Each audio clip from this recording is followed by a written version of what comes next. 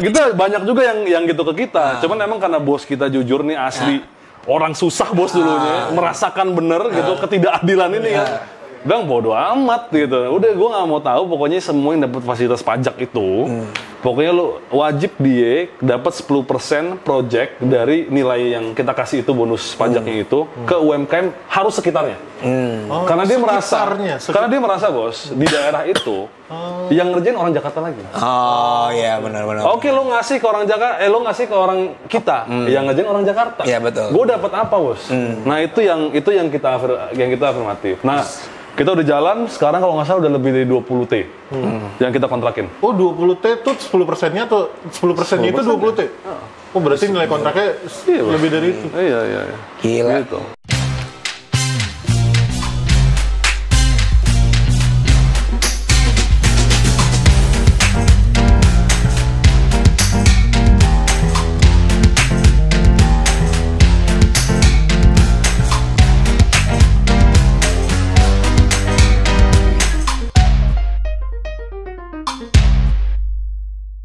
Ngumpul lagi di Suara Warga di channel Sekolah Politik dan Komunikasi Indonesia. Wah, kedatangan pejabat muda. Pejabat muda lagi. Banyak uang di lembaganya. Ampun. Staf sus BKPM. Siap. Pradana, mantap. Alumnus lo ya nih UI ya. Salam kenal. Siap. Junior Mamot. Sudah mau. Gue yang junior. Iya lebih muda daripada gue jadi staf sus. Anda karirnya staf Anda. Saya karirnya gini-gini aja. Cerita kesibukan dulu dong. Lu jadi di BKPM. Iya, jadi gue salah satu dari 5 staf khusus di BKPM. Kalau jabatan lengkapnya gue staf khusus bidang peningkatan pengusaha nasional. Yoi, jadi emang ini jabatan baru bos. Jadi sebenarnya BKPM itu dulunya kan badan nih, jadi nggak boleh punya staf khusus staf ahli lah. Oke. Jadi pas baru ditingkatkan setingkat kementerian tahun 2020 baru kita masuk tuh. Jadi ada stafnya. Yes, jadi kita staf khusus generasi pertama lah di situ kira-kira. Wih, anjir. Nah, yoi. Jadi, paling waktu itu uniknya emang BKPM agak sedikit berbeda sekarang dibandingkan yang lalu-lalu. Karena emang juga arahan Presiden, juga arahan Pak Menteri. Pendekatannya kita disuruh, bahasnya gini, waktu gue dipanggil pertama kali, dan gue pokoknya... Ini panggil siapa nih? Pak Menteri. Pak Menteri, Bang Bali ya? Bang Bali ya. Jadi kan kita dikumpulin lah 5 orang, panggil, di brief masing-masing kan. Pokoknya pas giliran gue, dia cuma ngomong, dan nih arahan Presiden, kita diminta investasi jangan cuma yang gede-gede gitu. Kita juga diminta untuk ngurus yang kecil-kecil. Jadi makanya muncul ada jabatan peningkatan pengusaha nasional bos gitu. Soalnya pengusaha nasional masih kecil-kecil. Berarti kita salah manggil orang Pak. Orang investasi yang gede-gede Pak. Kita manggil pembicara yang ngurusin yang kecil-kecil. Lah bukannya podcast paling gede. Mungkin mau investasi ke podcast ini. Oh iya. Kan UMKM ini. Ya, tapi skema investasi gimana maksudnya?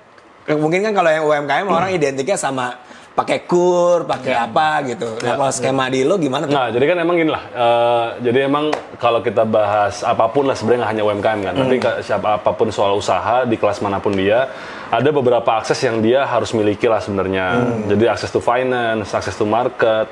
Nah, akses to regulation or permit ini yang bagian kita lah. Jadi emang kita di bagian soal perizinannya, mudah apa enggak segala macam. Jadi emang kalau menurut gue juga dulu juga usaha kira-kira gitu ya. Gue sih berani jamin kalau teman-teman yang usaha mungkin mulainya 10 tahun yang lalu lah, kira-kira gitu ya, nggak semudah sekarang lah. Jadi makanya masuk kita paling nggak kan sebelum lu punya modal, sebelum lu misalnya ekspor kemana atau lu jual ke siapa, paling nggak kan kalau bisa lu ada izinnya dulu kan.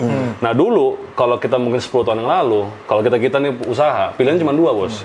Kalau nggak lu formal sekalian, PT atau CP, atau nggak lu sama sekali nggak berbadan apapun. Iya. Dan dulu pilihannya gitu. Iya betul. Dan anak muda malas tuh ngurusin gitu. Malas juga dulu kita nggak ada bos yang berbadan hukum begitu udah setelah 5 tahun kali baru udah punya duit, udah punya modal baru maju jadi PT. Tadi kan kita nggak ada. Sekarang kan lo since 2018 tapi sekarang lagi kan kita udah perbarui lewat OSS itu. Apalagi sekarang lo UMK perseorangan, lo cuma masuk OSS punya KTP, ada NPWP misalnya gitu ya. Lo masuk izin lo keluar sejam paling. NIB itu. Jadi produknya nomor induk berusaha itu. Nah, itu yang harapan kita, makanya sejak dia formal, lu paling nggak bisa ke bank. Iya. Gitu loh, bos. Sama ditarikin pajaknya. Tapi aman. Kalau itu dulu waktu Dulu waktu kita munculin NIB UMK pertama kali di WSS tahun 2020, wah ribut tuh.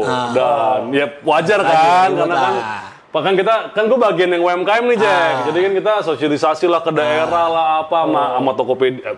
Boleh nyebut brand? Nggak apa-apa. Nggak apa-apa sih. Jadi kita sama Tokopedia, sama Gojek semua bareng-bareng kan ya, yang online semua. Kita mau formalin nih semuanya. Wah ngomongnya gitu semua. Pokoknya paling pertama, ini pajaknya gimana gitu. Jadi since itu kita untuk NIB yang UMK persorangan ya nggak mewajibkan BWP. Jadi kita pengennya kayak ya udah lu formal dulu aja deh satu-satu gitu. Tapi selain jadi formal itu benefit apa yang bisa didapetin dari UMKM ya sebenarnya? Apa kalau soal izin? Ya misalnya udah dapat izin gitu. Dapat NIB gitu. Iya dapat NIB. Nah itu untuk permulaan lah ya. Jadi emang kebetulan pun gua masuk di karena kan, gue tuh masuk 2020. 2021 tuh kalau nggak salah kita udah bahas undang-undang CK. Ya. Nah kebetulan gue juga masuk di tim serap aspirasi undang-undang CK yang untuk UMKM bos. Oke. Nah di situ juga makanya kita mikirin kan, ini orang kalau udah punya izin diapain lagi tuh kertas diapain kan kayak gitu kan. Iya. Nah makanya memang waktu itu akhirnya kita pikirin oke, nah dari access to permit atau regulation itu kita masuk ke yang lain nih, access to finance sama access to market yang kita pikirin. Oke. Nah makanya di undang-undang CK bos, kalau lu perhatiin itu kalau di PP itu PP 7 itu yang untuk UMKM, gue berani jamin lah baru sekarang ada nih since Republik ini berdiri bos, baru ada sekarang itu anggaran BUMN pemerintah pusat dan daerah 40% itu wajib untuk UMKM. Oke. Jadi dengan formal itu lo malah bisa diafirmasi sama negara gitu ya. NIB itu menjadi gateway lo. Lo kalau udah formal, lo akan banyak kemudahan yang lo bisa dapatkan dari program negara inilah, kira-kira gitu. Nah, makanya kita rumusin itu kayak gitu tuh. Nah, itu kita pertama 40% anggaran. Yang kedua, 30% area komersil tuh jadi wajib untuk UMKM juga. Jadi kalau misalnya lo crash area gitu, 30% area itu harus untuk UMKM dan harus harga diskon. Di bawah harga yang misalnya kalau misalnya buat KFC itu harganya lebih mahal dibanding Solaria gitu-gitu. gitu. Karena harus ada keberpihakan kan. Jadi itu yang kita pelajarin juga Jack. Maksud gua approach-nya kita sekarang ya terutama di BKPM ya. Kita ya adil itu proporsional lah bagi kita. Jadi nggak boleh treatment kita sama perusahaan besar sama yang kecil nih sama udah nggak mungkin.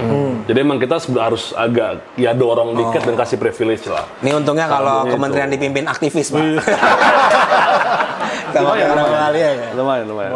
mantan UMKM juga kan? Iya, UMKM ya. Oh luar biasa lah kalau gue cerita soal dia, wah panjang ceritanya bos. Lanjut lagi berarti. Anda kok tidak ada pertanyaan nggak? Saya lagi bingung. Anda SDM Anda nih. Saya baru, berarti belum ada untungnya juga nih pakai NIB bisa dapat diskon kalau misalnya gue mau bikin store di mall gitu kan 30% berarti. Tapi ada komersil yang punya pemerintah. Kalau itu kan ada komersil yang pure swasta kan. Gitu. Tadi sebenarnya gue mau masuk ke yang lebih gedenya lagi deh. Kayak BKPM jujur gue nggak ngerti sih sebenarnya. Kinerjanya tuh ngapain? Iya, BKPM tuh ngapain sih sebenarnya gitu? Iya. Jadi emang kalau gampangnya gini lah. Jadi emang kita pokoknya kita ngurusin semua direct investment, which is yang investasi langsung tuh bentuknya usaha lah. Oke, ini. Jadi bukan investasi pasar modal nih. Jadi kalau lu misalnya bicara investasi pasar modal nih, lu beli saham tuh bukan di kita. Itu di OJK. Itu dulu nih, ini karena sering orang salah nangkep. Betul. Gitu. Jadi itu dulu yang pertama. Nah makanya yang berikutnya, yang karena kita regulator, yang kita urusin tuh ekosistemnya dulu. Climate-nya dulu, peraturannya apa kalau orang mau nanamin modal di sini perizinannya gimana, kan kira-kira gitu kan. Nah, itu dari zaman dulu lah. Itu kita mulai urutannya dia harus ngapain, perizinannya apa aja dan lain-lain. Nah, kalau yang sekarang yang mungkin jadi senjata kita banget adalah insentif pajak, Bos. Jadi insentif pajak. Kalau ada perusahaan besar nih datang ke Indonesia, dia ngajuin insentif pajak itu kantor kita yang nentuin. Lo berhak atau enggak dapat misalnya bebas PPh misalnya berapa tahun. Jadi pajak penghasilan perusahaan lo bebas untuk 10 tahun, 15 tahun, itu kita yang nentuin. Oh malah powerful dong lah sebenarnya kalau buat multinational corporation ya. Dibanding dirjen pajak kalau powerful ini ya. Sekarang cukup powerful. Jadi emang kayak gue bilang lah, since kita kena pandemi sebenarnya, konsumsi kan kalau di GDP kan kue paling besar kita kan konsumsi bos, ya kan. Nah kedua itu PMTB itu investasi. Jadi pembentukan modal tetap bruto itu investasi. Nah since konsumsi kita drop, presiden cuma satu-satunya harapan ya PMTB lu harus naik, gimana pun caranya, kan kira-kira gitu kan. Jadi nah makanya banyak kewenangan tuh yang dikasih ke BKPM saat itu dan gitu kita dikasih insentif pajak nih tangan lo. Terus yang kedua kalau tahu rame-rame yang nyabut pertambangan tangan kita juga sekarang. Gitu bos. Jadi nah itu terus yang ketiga kita juga ada itu namanya Satgas Penataan Lahan. Nah kita juga ada namanya Satgas Percepatan Investasi. Jadi itu ketuanya bos gue Pak Menteri Investasi. wakilnya itu Wakapolri sama Pak Wakajagung. Ampun. Jadi approach-nya untuk mempercepat lo Cepat banget lah ya Mas iya ya. bos, jadi kalau misalnya mohon maaf ya, misalnya katakanlah approach sipil nggak bisa nih di lapangan kan, wah itu bisa kepolisian sama Kepolisian kejaksaan turun. yang turun. Tapi intinya ya pasti untuk investasi yang baik lah ya, Ya, kira-kira gitu. Tapi makanya segitunya presiden tuh mau mempercepat investasi di Indonesia sih, approach-nya gitu. Nah itu yang kita lakuin selama ini. Nah kalau realnya di lapangan yang gue lakuin ya kalau misalnya keluar ya kita promosi ya kayak agen bosku semua ya. Jadi Lu datang ke perusahaan Oke. gitu loh. Nih lu kenapa harus ke Indonesia gitu kan? Nih pajaknya kita segini dibanding yang lain nih.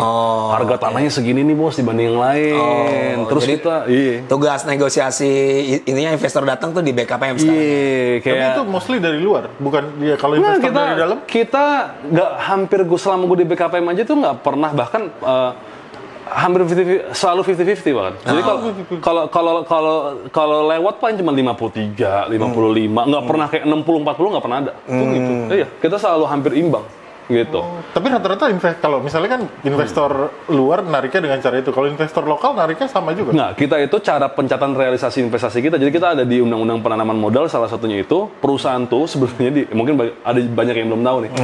Diwajibin juga tiap 3 bulan dia untuk setor namanya LKPM. Jadi laporan kegiatan penanaman modal. Nah LKPM itu sebenarnya sederhana bahwa perusahaan lu tuh udah ngeluarin duit berapa sih 3 bulan terakhir bos. Gitu doang. Jadi sebenarnya kita tuh kayak nggak menyeramkan kayak pajak Jack. Cuman kayak lu udah ngeluarin duit berapa ya? Nah kita ngukur itu dari situ. Jadi perusahaan-perusahaan tuh reportnya sama kita tiap 3 bulan. Oh gue udah beli lahan nih misalnya. Atau gue lagi perbaikan gedung nih misalnya, atau gue spend berapa untuk ya lain-lain lah gitu. Semoga berapa duit yang keluar ya? Berapa persen capexnya istilahnya? Yes. Capexnya atau opexnya? Yes. Capexnya aja berarti. Capexnya sebenarnya Capexnya gitu. Itu yang dikeluarin. Oh itu berarti kalau investor lokal capexnya yang dihitung. Oh ini sebagai penanaman modal. Iya betul. Jadi itulah direct investment sesederhana itu. Jadi juga sih ya. Iya kayak lo misalnya nih studio, ya inilah. Baru beli kamera kan jadi capex. Iya sebenarnya iya sesederhana itu bos. Nah, tapi gue mau masuk lagi, kan tadi lo bilang berapa di multinational corporation atau enggak investor-investor itu bisa dapat insentif pajak di sini. Maksudnya lo ada kriteria sendiri gak sih di BKPM yang sebenarnya kalau mau dapat insentif lo harus ngelakuin apa aja nih kalau multinational corporation? Kita ada beberapa indikator. Jadi kalau nggak salah itu indikator utama kita pasti amount of investment-nya. Itu yang menentukan seberapa bisa dia dapat pajak gitu ya. Nah itu yang kita tentuin. Jadi itu beda-beda tuh. Gua lupa inget kalau detailnya. Yang tapi fundamentalnya lah. 500M, 1T dan ke atas 2T dan itu seterusnya. Itu menentukan seberapa lama dia mendapatkan bebas PPh gitu. Yang kedua, indikator kedua adalah tenaga kerja. Tenaga kerjanya. Yes. Penyerapan tenaga kerja. Karena kita kan ya populasi penduduk kan banyak. Apalagi sekarang muatan lokal harus lebih tinggi kan. Iya. Nah itu indikator kedua. Indikator ketiga dia industri pionir atau enggak. Oke. Itu ngaruh juga. Jadi kalau dia industri pionir itu treatmentnya akan sangat berbeda. Jadi kalau dia first mover, ya kan kita beda loh bos. Maksudnya ibaratnya orang udah berani duluan ke kita, naruh duitnya di kita duluan, yang lainnya yang belum mau, ya kita kasih treatment yang agak spesial lah gitu. Lainnya ada lagi. Yang lainnya itu kayak ada lagi program namanya super tax deduction itu kalau dia memberikan vokasi. Oh, vokasi. Itu alih teknologi, alih keilmuan lah kira-kira. Jadi itu pun bisa dapat insentif pajak tuh dia. Kalau dia bisa membuktikan bahwa dia memberikan vokasi kepada karyawannya dan juga warga-warga sekitarnya. Nah itu indikatornya beda-beda. Jadi memang ya gitulah. Nah itu tapi nggak hanya asing bos. Itu juga siapapun perusahaan bisa apply itu. Oke. Tapi gue mau nanya, kan kalau misalnya internasional kan juga bicara soal geopolitik ya. Itu ada aturannya sendiri gak sih? Misalnya lu jangan cenderung ke maksud Anda kemana tuh bahasa lagi kan enggak, maksudnya harus ke kiri. Antara asing dan asing maksudnya. Pasti tentu kan, jadi proses negosiasi apalagi kan harus berhubungan sama Kemenlu juga kan. Itu ada berarti Mas? Ada bos, yang seru itu kita itu waktu trade war Cina sama Amerika. Wah itu seru bos. Jadi karena waktu itu kan presiden minta, ya kita kan Kementerian Investasi lah kan. Ada Kemenko-nya tapi kan Kementerian Teknisnya kita kan. Betul. Kita lah yang diminta waktu itu. Kalau lu pernah baca berita tuh waktu itu presiden sempat marah-marah lah bahwa beberapa pabrik dari Cina kan waktu perang Amerika sama mereka kan nggak mau kan pindahnya ke Vietnam bos. Betul. Bukan kita. Ya kan. Wah, besok kita langsung rumusin kan dia harus ngapain nih. Udah tuh kita pikirin semua segala macam. Nah, memang salah satunya ya mohon maaf tapi emang ini ngaruh juga bos geopolitik ya. Vietnam sama Cina secara geografis lebih dekat. Dekat ya. Secara geopolitik juga iya lebih dekat ya. gitu ya. Nah, tapi Secara kalau culture juga kan. Nah, tapi secara ekonomi yang paling sangat berpengaruh itu harga tanah. Oh, sebenarnya iya, hitungan itu aja. Ya? Yes, pas kita pelajarin bos, harga tanahnya dia, mohon maaf, ini negara kan sentralistik lah. Ya, Ya, lu paham iya, lah iya, gitu paham, kan. ya. Sentralistik gitu kan. Mata uangnya aja kalah sama kita. Iya. Ya. Nah, harga tanah yang kita kalah jauh, bos. Jadi soal pembebasan lahan tuh kita kalah jauh lah. Jauh. Since itu, kita buat kalau denger namanya kawasan industri terpadu Batang di Jawa Tengah. Ya. Itu latar belakangnya itu. Barulah muncul kita, BKPM, melihat, oke, kita cari tanah mana yang tanah negara. Iya. Oh, itu dulu. Itu dulu Itu kok. yang di optimize lah gitu ya. Itu maksud gua. Karena kalau tanah negara kan ya kita di antara pemerintah aja lah, Iya, kita bisa iya, negosiasi iya. kan. Iya. Nah, akhirnya di Jawa Tengah itu punya PTPN BUMN. Hampir 4.000 hektar, bos. Nah, itulah yang kita pakai dijadikanlah kawasan industri untuk menyaingi Vietnam. Oh, menarik ya. Karena kalau kita ngandelin yang sekarang Habis lah. nggak masuk, bos. Harganya nggak masuk. Konflik agraria terus tuh, Pak. Oh, udah. Berat. Di demo masyarakat pula. Berat. Penyerobotan lahan iya, segala dan itu presiden minta cepet kan. Minta Kayak gue nggak mau kalah sama Vietnam gitu loh. Oh, kita mikir banyak. Konteks-konteks itu juga hitungannya juga ekonomi banget ya sebenarnya buat strategi-strateginya. Tapi Iya, setuju. Berarti lu adalah orang yang patut disalahkan Elon Musk nggak jadi kesini. Kenapa gagal itu? ya itu. Kayak harusnya lo tahu lah garis besar itu kenapa. Pertama yang ngurus itu Kemenko Marves, bos. Oh, beda. Oh. Pertanyaannya kenapa jadi Kemenko Marves? Ya kan koordinator. Oh Pak. iya benar sih. Masuk. Oh di bawah ya. Iya, makanya Pak Luhut nyamperin langsung tuh. Jadi yang kita urus itu Hyundai sama LG. Oh, Oke. iya. Jadi emang ada bagi tugas juga. Ada bagi tugas juga. Gak gitu. usah dilanjut ke sensitif Pak. Oh iya. tapi Hyundai-nya berhasil. Ya. Hyundai-nya berhasil. Mobil Di saya sisi juga itu. Hyundai mobil. Iya. Hyundai-nya berhasil. Tapi gue mau nanya kan, maksud gue banyak orang ngerasa investasi dari luar mulu gitu kan. Tadi padahal lo bilang Padahal 50-50. Emang orang Indonesia banyak yang sekaya itu, bos? Buat investasi di Indonesia. Banyak yang mau nggak sih? Nah, Dan gini bos, kita tuh selalu beberapa tahun terakhir, kita tuh kalau peringkat, itu nomor 1 tuh Singapura, nomor 2 tuh Tiongkok, nomor 3 kalau nggak salah terakhir tuh Pertama tuh malah Singapura investor kita. Singapura. Nah itu pun di luar Singapura, kita tuh PMA sama PMN dalam negeri, PMA tuh penanaman modal asing, itu tadi gue bilang, selalu 50-50 lah, nggak terlalu beda jauh. Tapi asingnya pun juga Singapura. Indikasi kita itu juga bukan orang Singapura semua. Iya, itu mereka kan itu aja poolnya lah. poolnya apa Iya, yang bos. dari situ Buat lah. kapitalnya. Dan mohon maaf juga dengan tren yang sekarang, dengan banyaknya startup kan gitu kan. Iya banyak company yang kita di Indonesia pun entitasnya Singapura bos. Kita nggak perlu sebut Iya, merek. betul. Lu paham lah gitu kan. Jadi kalau mereka aja kalau di catatan kita itu bukan PMDN bos, itu PMA dari Singapura. Dan lu bisa bayangkan juga venture capital kita yang pastinya kan mereka udah banyak juga uang masuk dari luar negeri segala macam. Entitasnya juga banyak Singapura. Dan ketika dia masukin uangnya ke startup itu, otomatis startupnya jadi kalau dia mayoritas ya, jadi PMA. Jadi maksud gue adalah gue bisa bilang sebenarnya itu kita masih dalam negeri bos. Gue bisa katakan dalam negeri sebenarnya. Kita masih dan waktu pandemi kan dalam negeri itu lebih tinggi. Jadi menunjukkan bahwa emang kita sebenarnya bisa. Emang makanya kalau Bu SMI ngomong bahwa misalnya kita ada krisis apalah ini itu segala macam kita masih bisa survive sendiri. Karena emang menurut gue tuh kita sekuat itu ekosistemnya itu di sini doang. Yang nanam modal di sini, Pak, yang beli di sini, maksud gitu. Gitu, bos. Untungnya juga ke sini juga kan akhirnya. Iya, orang ekspor kita cuma 14% bos dari GDP nggak salah. Jadi emang ya udah gitu. Kuat ya berarti ya. Tapi maksud gue, ya ngomongin soal Singapura, gue jadi tertarik bahwa akhirnya kenapa akhirnya kita nggak bisa bikin itu kayak Singapura. Kan berarti kan di Singapura kita tahu bahwa dia negara investasi kan. Ya, walaupun middleman lah ya jatuhnya kan sebenarnya.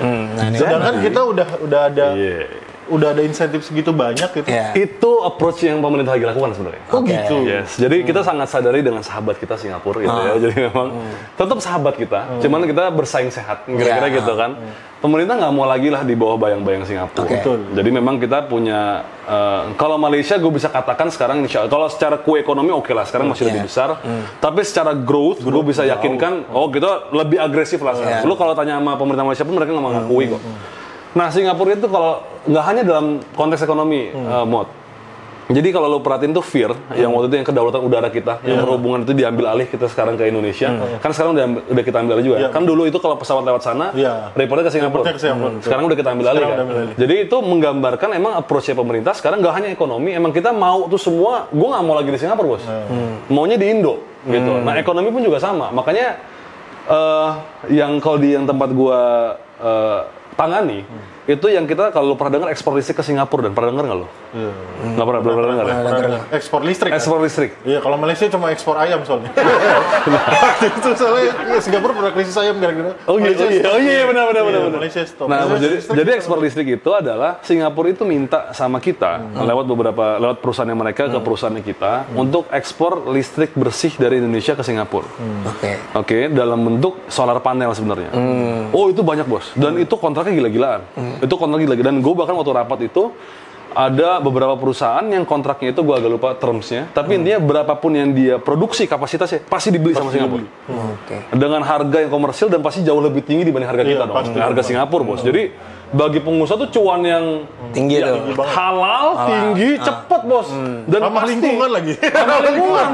Kontrak 25 tahun bos, kira-kira gitu. Pas gue denger, gue juga bisa jadi dirut ya, gue bilang.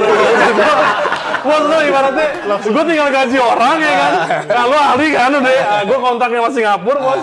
Berapapun yang komersil pasti dibeli, pasti untung lah. Pasti untung ya. Iya, Marketnya kan? udah ada. Iya, pas gue denger gitu, gue juga jadi dirut, gue aja nih ibaratnya gitu. Nah itu bos, pemerintah kita nggak ngasih. Nah banyak yang nanya. Kenapa tuh? Kenapa kok kita nggak mendukung itu kan? Dan bahkan sampai ada perusahaan, jadi Singapura tuh mohon maaf nih. Karena sama kita ya responnya kurang baik, dia sampai ke Australia bos langsung. Jauh banget sebenarnya. Jauh banget tarik kabelnya. Iya benar, tapi benar. Dia minta Australia ekspor langsung ke Singapura pakai kabel. Itu pun nggak kita kasih, karena lewat Indonesia. Iya betul. Indonesia lah. Betul. Nah ternyata bacaan kita, jadi gue nggak bisa secara gamblang. Jadi intinya waktu itu pemerintah nih high level, presiden dan para menterinya lagi ke negara luar lah. Di negara itu yang nego bukan Singapura bos. Yang nego negara lain. Oh gitu. Iya. Sebutlah negara A gitu. Nah terus kita semua baca lah. Apa indikasinya kok sampai negara A ini sampai mendekati kita ngomong spesifik soal itu. Nah kita mengindikasikan Singapura ini mau reindustrialisasi bos. Jadi dia mungkin gue ngeliatnya gini, dia mungkin kalau secara kalau tingkat ekonomi udah tinggi banget lah, perusahaan jasa semua banyak lah. Tapi dia juga mau naruh pabrik. Makanya lo coba baca berita, ada beberapa pabrik yang masuk sana, termasuk Hyundai kalau nggak salah. Nah, salah satu syaratnya company besar sekarang itu listrik bersih, bos. Iya, betul. Gitu. Nah, itu requirement-nya perusahaan-perusahaan gede itu listrik bersih. Nah, itu yang kita nggak mau. Tapi itu bener sih, daripada bangunnya di sana mending di sini dong. Itu dia. Itu yang Indonesia akhirnya, nggak bisa bos, enak aja ente. Kalau ente mau bangun pabriknya, ente bangun di sini. Gue kasih listriknya kira-kira gitu. Bener juga sih. Nah itu sin. Jadi memang kalau dalam kacamata ekonomi yang praktis buat, kenapa nggak ngasih? Cuan gede, lingkungan baik, ya kan segala macem. Nah itu Theo. Jadi memang kita jangka panjang yang kita lihat. Gitu. Itulah. Nah makanya memang kita sama Singapura ya bersaing sehat lah sekarang. Kita mencoba menarik orang agar ya lu nggak perlu kesana lah. Kalau mau langsung sini. Gitu. Tapi udah kalah bro. Coldplay di sono. 6 hari bos. 6 hari ya? Iya 6 hari ini 1 hari. Padahal listriknya dari kita. Listrik buat sound system itu. Gitu. Gue sebenarnya pengen balikin lagi ke diskusi kita ke UMKM sih akhirnya. Nah kalau buat akhirnya kan lu udah cerita bahwa banyak yang dilakukan UMKM BKPM buat akhirnya menarik investor. Nah ya akhirnya tadi lu juga udah cerita. Nah setelah akhirnya perizinan itu terus apalagi affirmative action yang akhirnya dilakukan? Nah kalau BKPM sendiri nih, jadi kalau misalnya pertama kan kalau NIB gue rasa paling nggak sekarang kita punya data yang akurat lah. Jadi apapun program pemerintah paling nggak sekarang kita udah nggak carut marut bos. Jadi kalau mau ada subsidi contoh nih mohon maaf, dulu waktu kita nauzubillah min dzalik kita ketemu COVID lagi. Iya. Kan dulu kita ada subsidi UMKM tuh, dari Kemenkop. Nah, Kalau data nggak punya gimana? Oh iya benar juga sih. Ibarat salah-salah aja dah tuh. Yes, jadi itu salah satu dampak yang paling praktis kenapa butuh NIB. Iya benar juga sih. Karena pendataan kita perlu akui lah, pendataan pemerintah nggak serapi itu Iya, juga. betul. Karena memang kan apalagi UMK bos, kadang besok jualan, kadang besok tutup, Iya, betul. besoknya lagi jualan, kan kira-kira gitu. Nah selain itu, nah ini yang gue perlu apresiasi Pak Menteri lah menurut gue. Karena doi juga kan dari timur. Ya. Dia bilang gini sama gue, dan lu pikirin, gitu kan, gue nggak mau pengusaha, dia bilang bahasa gini, dari zaman Pak Harto sampai sekarang, yang nggak pernah ganti cuma konglomerat. Oh, oke. Dia bilang gitu. Iya juga sih ya. Presiden boleh berganti. Keluarga itu aja. Konglomerat itu. Menteri boleh berganti. Menarik. Konglomerat nggak pernah berganti. 30 Forbes itu aja tuh. Kira-kira gitu, Bos. Tinggal naik turun aja. Kita nggak mau menggantikan lah, paling nggak menambah. Menambah, Iya, iya, kan, Bos. iya. Kalau mengganti kesannya enggak. Iya. Cuma maksud gua adalah menggambarkan bahwa kue ini harus terbagi lebih merata. Gitu kan, Bos. Dengan kuenya diperbesar lagi sebenarnya. Diperbesar lagi dan diafirmasi lagi. Iya. Nah, kita makanya waktu itu kita mulai di tahun 2021. Tapi afirmatif kita yang jelas itu kita ngeluarin Permen nomor 1 2022. Kita waktu itu agak kontroversi bagi perusahaan ya, kalau bagi masyarakat enggak. Bagi perusahaan agak kontroversi. Kita punya program kemitraan. Kemitraan. Jadi kita punya 2 program. Satu adalah semua perusahaan yang mengajukan fasilitas pajak tadi, dia wajib ngasih ngasih proyek ke UMKM sekitar itu 10% dari nilai pajaknya. Iya, benar. Wajib tuh. Oh, itu wajib. Itu wajib. Jadi itu jujur kita juga agak sempat berdebat lah sama instansi yang lain. Karena itu pun nggak semua setuju. Iya. Karena dianggap kita kok lu proteksionis banget gitu kan. Kan BKPM tuh dianggapnya kan harusnya lu Liberal abis lah gitu loh. Lu anti kapitalis. Iya, Bos. Lu buka terus gitu Iya. kan. Kok ini lu malah maksa orang. Iya. Oh gitu, banyak juga yang gitu ke kita. Cuman emang karena bos kita jujur nih asli orang susah bos dulunya, merasakan bener gitu ketidakadilan ini kan. Bilang bodo amat gitu. Udah gue nggak mau tahu, pokoknya semua yang dapat fasilitas pajak itu, pokoknya lu wajib dia dapat 10% project dari nilai yang kita kasih itu bonus pajaknya itu ke UMKM harus sekitarnya.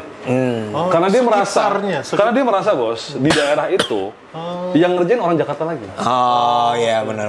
Oke, lo ngasih ke orang Jakarta, lo ngasih ke orang kita, yang ngerjain orang Jakarta. Iya, betul. Gue dapat apa, bos? Nah itu yang kita afirmatif. Nah kita udah jalan, sekarang kalau nggak salah udah lebih dari 20 T yang kita kontrakin. Oh, 20 T itu 10%-nya atau 10%-nya itu 20 T? Oh, berarti nilai kontraknya lebih dari itu. Iya. Gila. Gitu. Itu yang kita afirmasi. Mungkin Bang Bahlil dulu itu, Pak. Demo bakar ban anti kapitalis. Udah dulu mungkin Bang Bahlil itu kali apa jualan di Iya, sekitar jualan pabrik, kue, tapi kan enggak. jualan kue gitu-gitu Ya kayak kan, gitu kan. Tapi emang jual kue, bos. Jualan kue kan dulu Jadi sekitar ngerti pabrik. tahu lah, dia tahu. Itu enggak ada afirmasinya. Iya, benar. Makanya nih harus beli ke saya gitu kan. Iya. Istilahnya gitu kan berarti. Tapi, Jadi ya. pabrik di satu daerah berarti 10%-nya tuh harus Iya, bos. ke pengusaha sekitar situ. Itu one of the policy that I'm very proud of lah. Itu gue bangga banget. Bangga banget soal itu. Ya. Bangga banget. Dan itu jujur soalnya menentangnya itu, kalau gue boleh cerita bos, gue sebelum masuk di pemerintah lah Dan, ada intervensi asing tuh bagi gue kayak beneran gak sih? Iya, ada gak sih gitu. Ah, ini menarik nih. Nah pas gue di situ anjing beneran Jack. Oh, beneran? Iya, maksud gue Pak nggak mengintervensi sih, tapi dia memberikan rekomendasi, memberikan kritik dan lain itu ada bos. Maksud gue, jadi contoh nih waktu kita undang-undang CK tuh, ada satu negara yang minta, kan kita kan sekarang itu asing itu boleh masuk kalau modalnya di atas 10 M. Oke. Ada satu negara Asia yang minta kalau asing itu boleh di bawah 10 M juga. Karena negara dia udah sangat mature ekonominya dan UMKM ini mau dibawa ke sini. Oh, Gitu bos. Ini negara ini karakteristiknya soalnya dia kalau udah bawa pabrik itu supply chain-nya dari mereka semua bos. Oh, benar. Apalagi sekarang eranya supply chain versus supply chain lagi kan. Iya, itu Lagi ada kan bos. Itu pabriknya. dia minta kayak gitu. Bahkan negara ini juga dia minta lokal konten dihilangin. Padahal kita lagi semangat TKDN kan. Oh iya bos. Dulu satu lagi negara barat juga ini sidang G20 nih soalnya. Kan gue di trade investment industry kan. Jadi emang sidangnya itu. Ngomong langsung mention kebijakan kemitraan kita. Bahwa tapi kan kalau mereka itu cara-cara diplomat kan jago-jago lah. Bos. Ngomongnya kan bahwa tidak boleh ada negara yang ikut campur memilih mitra perusahaannya. Tapi kita tahu bos, Ini arahnya ke sini nih. Iya, ini bagian kita gitu. Karena emang gue tahu karena bagi perusahaan-perusahaan apalagi ya perusahaan asing itu ya mereka nggak semua suka kan. Iya, betul. Diintervensi kayak gitu bos, diintervensi bahwa lu harus ngasih project ke UMKM sekitar dan itu BKPM yang milih. Gitu. Kenapa bukannya mereka yang milih? Karena menurut bos gua dia nggak mau ditipu-tipu lah. Maksudnya mohon maaf misalnya ada yang jahat kan, Mamot nih, ini Pak semua UMKM saya. Namanya doang. Namanya Wildan, Gea, semuanya lo kenal Mot, kira-kira gitu kan. Ini teman-teman lo semua gitu. Nah itu yang bos gua nggak mau. Harus benar-benar dari tempatnya. Iya, kira-kira gitu. Jadi gitu ini gue pertanyaan terakhir gue lah ya. Oke dah. Waduh. Mungkin ini pertanyaan yang dilontarkan sama anak semester 1 yang baca buku kiri, Pak. Jo. Ngeri. Ini mulai ngeri, makin lama makin ngeri, Bos. Jadi kan dibilang tuh kapitalisme tuh setajam itu, Pak. Segitunya gak? Kalau Setajam dari itu pengalaman, maksudnya apa? maksudnya se-powerful itu sama negara sampai ngediktain negara gitu, Pak. Oh, Para kapitalis inilah. Si para bohir-bohir yang punya banyak duit ini gitu. Konglomerat. menurut gua sebenarnya Sepengalaman lo setahun inilah. iya, harapannya mereka pasti iya, tapi sekali lagi tergantung negaranya sih menurut gua. Tergantung negara. Iya, Dan itu tergantung menurut gua. leadership juga. Iya, leadership dan menurut gua korelasi. Korelasi. Maksud gue gini, contoh nih bos gue. Bos gue ya mohon maaf ya emang lahir dari susah, kecil, ya Ceritanya udah banyak. iya, dia hubungan dengan luar negeri juga nggak terlalu banyak bos. iya. Ketergantungan bisa sama luar negerinya juga nggak terlalu banyak lah, kira-kira gitu ya. Nothing tulus aja. Jadi nggak ada itu bisa didikte dalam tanda kutip lah gitu. Jadi menurut gue tergantung orangnya juga. Dan terbukti menurut gue, ini gue juga akhirnya gue juga suka merhatiin dan maksud gue beneran bisa nggak sih? Maksud gue kita ngikutin mereka nih segala macem alurnya gitu-gitu. Oh taunya bisa juga bos. Jadi menurut gue emang soal keberanian bos. Ini menurut gue tuh kita cuma soal nyali aja. Oke. Jadi itu kadang-kadang menurut gue nih kadang-kadang kita nih seringkali itu suka rendah diri duluan bos. Minder. Inlander lah. Ketakutan duluan. Iya. Oke. Mental inlander. Iya, maksud gue, yes kita punya kebutuhan lah. Iya, As a nation. modal, oke. As a nation kita punya kebutuhan. Tapi ternyata bos, kan tergantung sudut pandang. Contoh apa maksud gue? Nikel deh. Ya, nikel sekarang lagi rame. Nikel kan itu lagi rame, kita stop nikel misalnya. Kalau oke lah kita butuh narik semua pabrik ke sini segala macam, tapi siapa dulu yang mikir, oke kita stop ekspornya, gue nggak mau lagi kasih ke orang, bodoh amat lah kata orang, mau disidang di WTO, oke di mana kek, bodoh amat ya, kan approach itu kan sebenarnya itu bukan approach yang kompleks dan itu approach yang sebenarnya sangat sederhana. Lu kalau nggak mau pakai barang gue ya udah, sama-sama miskin aja, kira-kira gitu kan. Ya udah bodo amat kira-kira gitu. Cuma approach itu bos. Betul. Gue pikir-pikir emang cuma soal nyali Jack ternyata. Dan itu terbukti setelah itu kita paksa itu butuh berapa bulan. Mulai masuk satu. Akhirnya nyerah juga kan? Nyerah juga. Nah, karena raw materialnya di sini lo mau nyari di mana lagi gitu kan? Udah maksud gue nyali bos. Jadi maksud gue apakah kapitalisme mendikte? Mereka pasti akan terus mengusaha mendikte kita. Udah pasti bos. Bahkan ada yang udah berjanji dan mundur ada. Ada lah, gue nggak bisa berusaha. Itu pun ada. Jadi tapi sekali lagi kita ya salah satunya gila kartu truf apa yang kita mainkan. Jadi kalau tadi misalnya kita soal komoditas, ada beberapa komoditas yang kita pegang nih bos. Paling gede di dunia, lo nggak bisa ngapa-ngapain. Gue nggak ngasih dunia yang berantakan. Ya contoh apa batu bara. Betul. Yang kita sempat stop batu bara kan langsung kelabakan semua. Kelabakan presiden segala macam. Iya bos, jadi gitu. Nah kalau gue yang langsung dan pengalaman langsung, gue waktu G20 gue ikut sidang. Dan ini gue alhamdulillah, gue thank you Pak Menteri, makasih. Gue masuk ke tim yang langsung bersidang lah gitu. Jadi gue ikut sampai jam 2 pagi lah segala macam. Pak Menteri itu cuma pesan 2 hal. Dan tuh kita semua harga mati dia bilang. Pokoknya gak mau tahu gimana caranya. Harus masuk 2 pasal ini dia bilang. Satu adalah pasal hilirisasi. Hilirisasi sekarang. Ya, jadi bahwa negara-negara itu ibaratnya gini lah, negara itu mengakui perlunya adanya value added industry lah.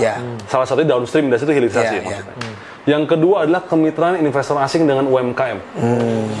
Itu 2 pasal yang bos gue tuh harga mati. Harga mati itu. Wah, kalau kemarin nggak gol lo dipecat lah ya. Yang bener deputi gue. Gue kan staff khusus kan second layer bos. Ada deputi gue nih orangnya baik. Waduh, udah stres bos, gak bohong gue. Stres bener lah. Gimana caranya dia mikir ya pokoknya. Dan itu hari pertama, terutama negara-negara barat gak ada yang mau bos. Apalagi menganut paham yang lebih liberal lah. Nggak ada yang mau lah, kemitraan dari mana mereka mau bos. Tapi ada jebol juga. Jadi maksud gue sekali lagi tuh gue lihat tergantung stance kita aja. Gitu. Kalau emang kita mau nih ya kita approach negara ini segala macem ya bareng sama dibimbing Kemenlu lah segala macem. Jebol juga bos. Akhirnya pasal itu masuk.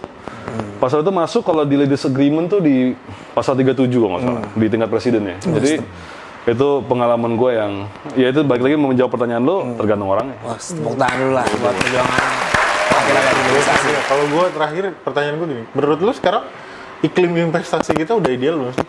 Terutama ya, maksud gue, ya terutama either itu buat pengusaha yang besar atau konglomerasi dan UMKM akhirnya. Kalau ideal pasti belum. Ideal pasti. Tapi kalau lebih baik pasti lebih baik. Gue berani jamin kalau kita tanya sama teman-teman nih, karena gue ngerasain juga. Lu bandingin aja sama 10 tahun yang lalu yang mulai usaha lebih ribet mana dibanding sekarang. Gue pasti lebih ribet dulu. Gitu. Kalau buat industri masa depan nih, kita ngomongin kan industri masa depan nih udah mulai aneh-aneh gitu. Sebenarnya tadi topik kita kan kreatif. Ya. Ini jadinya di akhir nih. Mau ngomong harus dimasukin. Bapak kan banyak yang baca ator, saya nggak baca ator. Saya harus selipin nih. Jadi industri masa depannya kayak creative planner itu akhirnya ya kalaupun masih kurang, apalagi sih kira-kira pemikirannya? Gue yakin kalau dari sisi private-nya, which is kita, ya lo pada deh, yang sisi emang anak-anak kreatifnya, kita udah nggak kalah sama orang luar. Gue yakin banget tuh. Dari sisi produsennya berarti udah bagus. Yakin gue. Cuman kan memang yang pemerintah ini tempatnya Pak Sandi sih. Tapi yang gue dengar, tempatnya Pak Sandi lagi ngerumusin yang soal haki itu. Jadi lo bagaimana copyright sini benar-benar bisa lo jual, bisa lo jadiin gadai buat ke bank, gitu bos. Nah itu marketnya yang lagi kita ekosistem itu yang lagi kita coba buat untuk teman-teman kreatif, kira-kira gitu loh. Jadi itu sih menurut gua. Tapi intinya kalau dari kita menurut gua udah beres bos. Udah beres ya. Udah beres. Cuman emang menurut gua trennya sekarang digital tetap oke, pasti menuju ke AI lah segala macam. Iya, itu. Tapi gue perhatiin lagi, yang sekarang lagi mulai bahkan balik ke konvensional, trennya teknologi non digital. Seperti? Ya banyak, misalnya katakanlah inovasi di pertanian segala macam. Jadi lo komoditas benar-benar anak mesin bos. Maksud gue adalah kalau kita mungkin flashback 3 tahun lalu, zaman Gojek baru muncul, semua yang namanya inovasi teknologi itu semuanya perusahaan digital bos. Semua digital ya. Digital, bukan perusahaan IT yang bener-bener ngoprek segala macam gitu. Bahkan ada yang ngaku-ngaku digital kan, kayak perusahaan yang ngaku digital. Sebut dong. Enggak kan, itu yang bangkrut. Yang bangkrut. Hype itu. Lalu perusahaan penyewaan kantor kok jadi perusahaan digital. Tapi gue menarik, maksudnya perusahaan real tuh juga malah jadi. Iya, karena menurut gue sekarang lo tanya sama anak visi lah, kan dia going back to conventional way ya.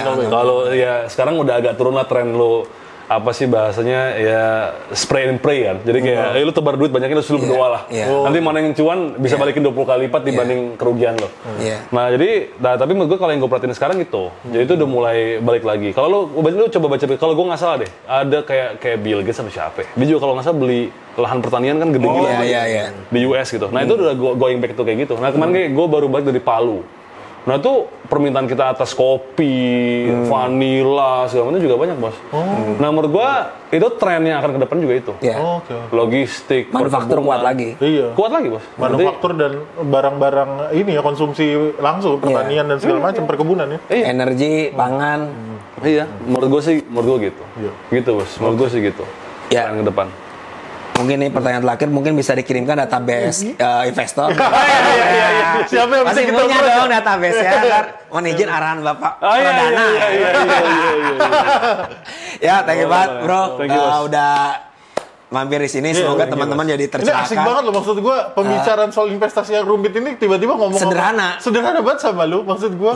Alhamdulillah. Keren, calon menteri nih kayaknya nih. Jadi calon menteri muda. Mamot maksudnya. Daftar jadi staff sus. Jadi kalau misalnya mau tahu lo ada IG atau ada. IG lo apa bro? IG gue di Dana Indra Putra. Dana Indra Putra. Kalau misalnya lembaga lo ada IG-nya apa? BKPM. BKPM ya? BKPM. Oke, thank you bro udah mampir. Jadi semoga Anda mulai tahu kerja BKPM itu apa. Dan mulai mencari tahu jadi investasinya di mana. Iya. Dan ternyata Bang Bahlil bukan anti kapitalis. Bye bye. Thank you guys.